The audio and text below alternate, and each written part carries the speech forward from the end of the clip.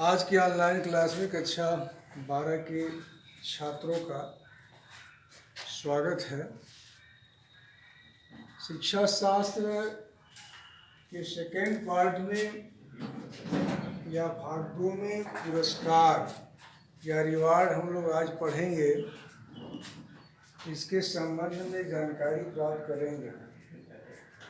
सबसे पहले बच्चों ये जानने का प्रयास करेंगे पुरस्कार है क्या, पुरस्कार क्यों दिया जाता है, अथवा पुरस्कार देते समय किन किन बातों पर ध्यान देना चाहिए।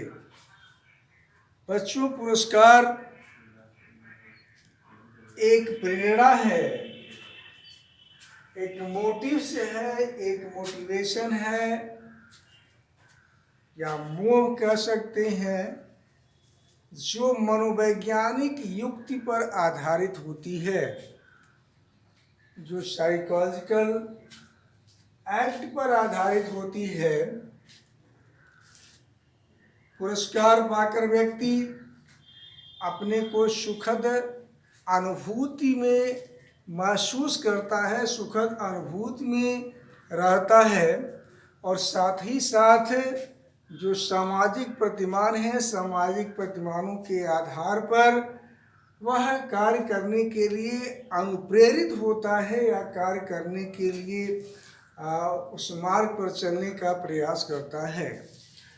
मनोवैज्ञानिक हरलाग ने पुरस्कार की परिभाषा, एक आपके मनोवैज्ञानिक हैं, साइकोलॉजिस्ट हैं, हरलाग महोदय, हरलाग, उन्होंने पुरस्कार की परिभाषा देते समय लिखा है कि वांछित कार्य के साथ सुखद साहचर्य स्थापित करना ही पुरस्कार कहलाता है।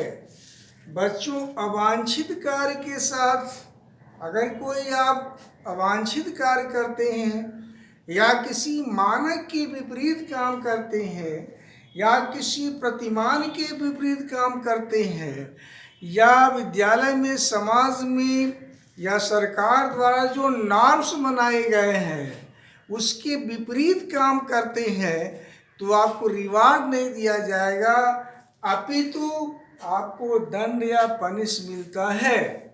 इसलिए हरलाग की परिभाषा में जो बातें कही गई हैं, हरलाग ने कहा कि किसी कार्य के जो भी आप कार्य करते हैं उसके साथ सुखद अनुभूति दे देना, यानी वांछित कार्य, अवांछित कार्य नहीं, जो वैलिड आपके वर्क हैं, वांछित जो आपके कार्य हैं उसके साथ सुखद अनुभूति देना ही पुरस्कार कहलाता है, रिवार्ड कहलाता है। एक दूसरे आपके मनोवैज्ञानिक रायबर्न है की संक्षिप्त परिभाषा है कि पुरस्कार देने का जो मुख्य कारण है वह व्यक्ति में कह सकते हैं सुखद भावना जागृत करना है, यानी सुखद भावना उसके अंदर जागृत हो जाए और जागृत होकर वह कार्य करे। तो यह सुखद भावना जागृत करने की जो कह सकते हैं कि प्रेरणा है या सुखद भावना जो जागृत करने की जो मनोवैज्ञानिक युक्ति है, उसको हम पुरस्कार की श्रेणी में रखते हैं। यह रायबर्न की परिभाषा है। यहाँ अब हम पुरस्कार के प्रकार बता सकते हैं। पुरस्कार कितने प्रकार का होता है या रिवार्ड जो है कितने प्रकार का होता है। पुरस्कार मुख्य रूप से अगर देखा जाए तो मनोवैज्ञानिकों ने बांटा है। पहला लिखा है कि भौतिक पुरस्कार, भौतिक पुरस्कार जिसे आप यह कह सकते हैं कि आपकी फिजिकल रिवार्ड कह सकते हैं या कॉन्क्रीट आप रिवार्ड भी कह सकते हैं इसे, यानी इसको दूसरी भाषा में भी कह सकते हैं कि यह मूर्त पुरस्कार है। बच्चों, यह मूर्त पुरस्कार है या अंग्रेजी में कॉन्क्रीट रिवार्ड है। दूसरा जो प्रकार बताया गया है वो आध्यात्मिक पुरस्कार, आध्यात्मिक पुरस्कार है। जिसे मनोवैज्ञानिकों ने सामाजिक पुरस्कार भी माना है, या स्पिरिचुअल रिवार्ड माना है, या सोशल रिवार्ड भी माना है। और इसे दूसरे वर्गीकरण के रूप में आप कह सकते हैं कि अमूर्त पुरस्कार भी कहते हैं। अमूर्त पुरस्कार जो दिखाई न देने वाला हो, एब्स्ट्रैक्ट हो, जो कह सकते हैं कि जो अब देखा न जा सके।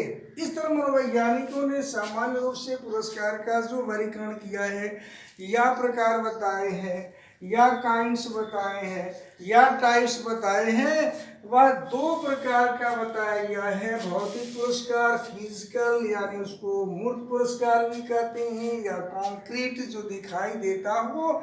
इसके अंदर अगर कोई आप मेडल पाते हैं, कोई प्रशस्ति पत्र पाते हैं, प्रगति पत्र पाते हैं, यह चीज़ें शामिल की जाती हैं।